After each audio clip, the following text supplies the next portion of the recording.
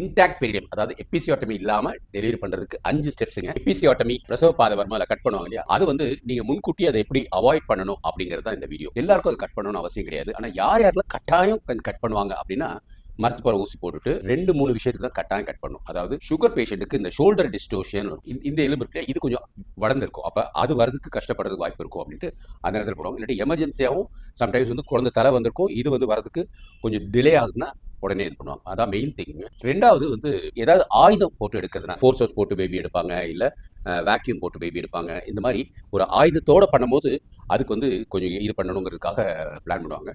மூணாவது, முன்னாடியே வந்து உங்களுக்கு ஏதாவது குழந்தை பிறக்கிறதுல வந்து ப்ராப்ளம் இருந்துச்சுன்னா அது வந்து பண்ணுவாங்க. பட் ரொம்ப ரேராக ஃபீட்டல் டிஸ்ட்ரெஸ்ன்னு சொல்லுவாங்க, குழந்தை மூச்சு திணறல் இருக்கிறது. பட் அது தவிர பாக்கி எதுவுமே கிடையாது. நம்ம தான் வந்து அதை அவாய்ட் பண்ணுறதுக்கு ஒரு 7 மாதம் 8 மாதத்துலேருந்தே நீங்கள் வந்து ஸ்டெப்ஸ் எடுக்கலாம். ஃபஸ்ட்டு உங்கள் இரும்பு சத்து நல்லா வச்சுருந்தீங்கன்னு வச்சுக்கோங்க. அயன், ஹீமோகுளோபின் நல்லா 12க்கு மேலே இருந்தாலே அந்த பிரசவ பாதையில் இருக்கிற மாம்சம்லாம் நல்லா திக்காக நல்லா இருக்கும். ரெண்டாவது, அந்த இடத்துல வந்து நல்ல ஒரு எக்ஸசைஸ் பண்ணி பழகணும். இந்த ஸ்குவாட்ஸ் இருக்கு இல்லையா, நம்ம வீட்டில் வந்து சாதாரணமாக சேர் மாதிரி உட்காந்து எழுந்திருக்கிறது, இல்லை நல்லபடியாக வந்து ஒரு கம்பியை பிடிச்சிட்டு நல்லா கீழே வச்சு உட்காந்து எழுந்திருக்கிறது, டாய்லெட் போகிறோம் இல்லையா நம்ம இந்தியன் டாய்லெட், அது மாதிரி நல்லா உட்காந்து கொஞ்சம் கால் அகட்டி வச்சு உட்காருது, இல்லை பால் வச்சுட்டு இருந்துட்டு உட்காரு, அந்த இதெல்லாம் பண்ணிங்கன்னு வச்சுக்கோங்க. அந்த இடத்துல இருக்கிற மசில்ஸ் வந்து நல்லா இருக்கும். யூரின், நம்ம எப்படி யூரின் அவசரமாக போகும்போது அப்படி பிடிக்கிறோம் இல்லையா, அதுதான் அந்த இடத்துல வந்து அந்த மசில் தான் ஆக்டிவாக இருக்குது. அதுதான் நம்ம வந்து ஹெல்த்தியாக வச்சுக்கணும். ரொம்ப அதிகமாக சோப் போடாதீங்க. ரொம்ப அதிகமாக சோப் போட அந்த இடத்துல இருக்கிற கிருமிகள்லாம் வந்து ஆரோக்கியமான கிருமிகள் தவிர கொஞ்சம் தவறான கிருமிகள் இருக்கும். அதுக்கு தான் வந்து டாக்டர்ஸ் வந்து அதுக்கு பயந்துட்டு நிறைய ஆன்டிபயோட்டிக்ஸ் கொடுப்பாங்க. பட் எபிசோடமிக்கு பொதுவாக ஆன்டிபயோட்டிக்ஸ் தேவை கிடையாது. பெரினியல் மசாஜ் சிலவங்க அது ப்ராக்டிஸ் பண்ணுவாங்க.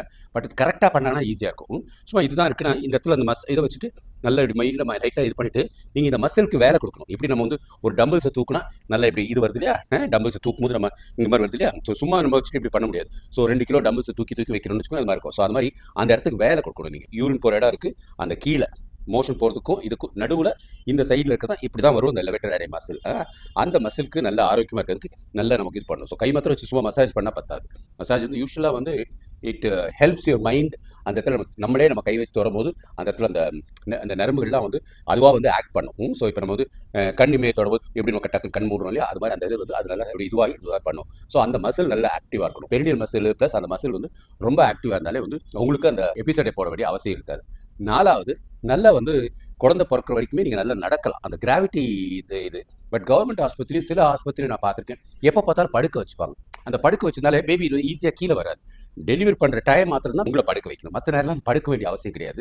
ஆனால் டாக்டர்ஸ் என்ன பயப்படுவாங்க, நம்ம பக்கத்தில் பேஷண்ட்ஸ் பார்த்துட்டு இருக்கோம், இல்லாட்டி ஆப்ரேஷன் பண்ணிட்டு இருக்கோம், திடீர்னு குழந்தை கீழே விழுந்துருவோம் அப்படின்னு பயப்பாங்க. பட் கீழே வந்து என்ன பண்ணாங்கன்னா, நீங்கள் வந்து அதுக்காக சில மேட்ரஸ் இருக்குது, அதில் நீங்கள் இது பண்ணிட்டு பண்ணலாம். ஸோ இதெல்லாம் நீங்கள் ட்ரை பண்ணும்போது உங்களுக்கு வந்து ஆக்சுவலாக அந்த எபிசோடு இப்போ வராது. இந்த எபிசோடு வந்து ரொம்ப வலிக்கிற இது, அது எவ்வளோக்கு எவ்வளோ நம்ம அவாய்ட் பண்ணுறோமோ அது நல்லது. அது வந்து நிறைய ஆஸ்பத்திரி இன்னும் பண்ண மாட்டாங்க. போன 10-15 வருஷமாகவே எங்களை மாதிரி நிறைய கைனகாலஜிஸ்ட் அதை வந்து ப்ரொமோட் பண்ணிட்டு இருக்கிறோம். பட் இன்னும் அது வந்து அவ்வளோ ஃபேமாக வரமாட்டேங்குது. ஸோ என்ன ஆகும் அப்படின்னா, பேபி தலை கொஞ்சம் கொஞ்சமாக வரும்போது நம்ம எங்களுக்கு படிக்கும்போது சொல்லி கொடுத்து வந்து பிரசவ பாதையை வந்து பெருசு பண்ணுறது, அது வந்து பண்ணவே கூடாது. ஸோ பிரசவ பாதை அது வந்து ஏன்னா ரொம்ப தின்னா மெலிசாக இருக்கும். ஸோ அந்த இடத்துல டாக்டர்ஸ் பயந்து அது கிழிஞ்சிருமோ அப்படின்ட்டு அப்படி ஒரு டோப்பன் கட் பண்ணிவிடுறாங்க. அப்படியே கட் பண்ணக்கூடாது. இப்போ குழந்தை தலை வரும்போது இந்த இடத்துல ஃபுல்லாக வந்து மரத்து போகிற ஊசி போட்டுட்டு பொறுமையாக வெயிட் பண்ணலாம். பேபி ஹெட்டை தான் அவங்க வந்து பார்த்து மெதுவாக இருக்கணும். ஸோ செகண்ட் பேபிக்கு நிறைய பேர் எபிசோட கொடுக்கல, தேர்ட் பேபிக்கு சுத்தமாகவே கொடுக்கறதில்ல.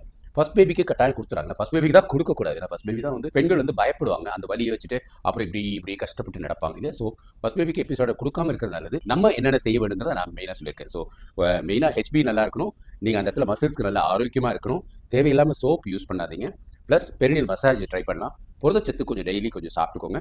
ஒரு 9ஆம் மாதம் ஸ்டார்டிங்லேயே வந்து எதுக்கு ஒரு யூரின் இன்ஃபெக்ஷன் இருக்கான்னு ஒரு செக் பண்ணிவிட்டு அந்த இடம் ஃபுல்லாக கிருமி இல்லாமல் இருந்தாலே அது வந்து ஆட்டோமேட்டிக்காக ஆரோக்கியமாக இருக்கும், இதாக இருக்கும். ப்ளஸ் எந்த ஆஸ்பத்திரியில் வந்து கொஞ்சம் நல்லா நடக்க விடுவாங்க, ஒரு அந்த மாதிரி உள்ள ப்ரொசீஜர்ஸ் இருப்பாங்க. அரசாங்க ஆஸ்பத்திரி இப்போ இம்ப்ரூவ் ஆகிட்டு வருது நான் கேள்விப்பட்டேன். 1-2 கமெண்ட்ஸில் வந்து திண்டுக்கல் மருத்துவமனையில் எப்படி நல்லா இருக்குது அப்படின்னு சொல்லியிருக்காங்க. ஸோ அரசாங்க ஆஸ்பத்திரி இதுக்கு வந்து முக்கியத்துவம் கொடுக்க ஆரம்பிக்கிறாங்க. ஏன்னா தேவையில்லாமல் கட் பண்ணிவிட்டு அப்புறம் ஒரு சூச்சர் போட்டுக்கிட்டு சில பேர் அதை கட் பண்ணுறதுனால எப்படியும் ஒரு 100-300 ml பிளட் அதிகம் போகும். ஸோ இதெல்லாம் நம்ம தடுக்கணும் அப்படின்னா உங்கள் சைடில் இருந்து நீங்கள் செய்ய வேண்டிய இந்த 5-6 முறைகள் வந்து கரெக்டாக கைப்பிடிச்சி வச்சுக்கோ.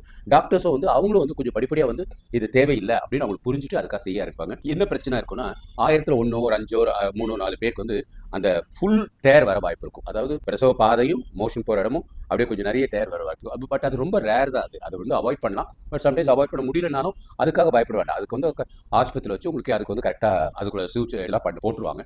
பட் அது வந்து அந்த இதுக்காக தான் வந்து பயந்து அந்த காலத்தில் வந்து போட்டுக்கிட்டு இருந்தாங்க. இப்போ அதுக்குள்ள தேவை இல்லைங்கிறத என்னோட கருத்து. ஏன்னா ஒரு 100 பேருக்கு நம்ம எபிசோட் அவாய்ட் பண்ணால் கூட 100 ml பிளட் வச்சா கூட 100 ml ஒரு அந்த மாதிரி கட் பண்ணுறனால பிளட் இதுவாகிறனால கூட 100 × 100 எவ்வளோ 1000 10,000 ml அது எவ்வளோ லிட்டர் வரும் தெரியல. பட் இருந்தாலும் அது வந்து தேவையில்லாமல் வெளியில தான் போகுது. இன்னொன்று தேவையில்லாமல் ஒரு 100 பேருக்கு தையல் வேற போட வேண்டியது. அப்புறம் அதுக்குள்ள ஆயின்மெண்ட் கொடுக்கறது, மருந்து கொடுக்கறது, மாத்திரை கொடுக்கறது, அது போர் அடிச்சிருவாங்க.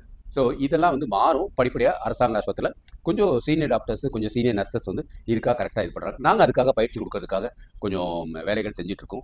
அரசாங்க ஆஸ்பத்திரியில் இருக்கிற நர்சஸ் தான் மெயினாக அதுக்குள்ள ட்ரைனிங் கொடுக்கணும்னு நினைக்கிறேன். அவங்க தான் ஒரு நாளைக்கு 10, 12, 20 அப்படின்னு நிறைய டெலிவரி பண்ணுறாங்க. ஸோ அவங்களுக்கு வந்து தேவையில்லாமல் இப்போ இந்த சூச்சரிங் இல்லாமல் அவங்களா வந்து ஆரோக்கியமாக வந்து குழந்தை டெலிவரி பண்ணிட்டு அந்த டெலிவரியை பேபிகிட்ட கொடுக்குறது, அங்கே பிளட் ஒன்று இல்லைன்னா அடுத்த நாளே டிஸ்சார்ஜ் பண்ணுறது. ஸோ ஆஸ்பத்திரியில் 3 நாள் இல்லாமல் ஒரே நாளே வீட்டுக்கு போகலாம். இந்த மாதிரி நிறைய விஷயங்கள் இருக்குது. ஸோ உங்கள் ஸ்டெப்லேருந்து நீங்கள் பண்ண வேண்டிய விஷயங்கள் கரெக்டாக சொல்லியிருக்கேன்.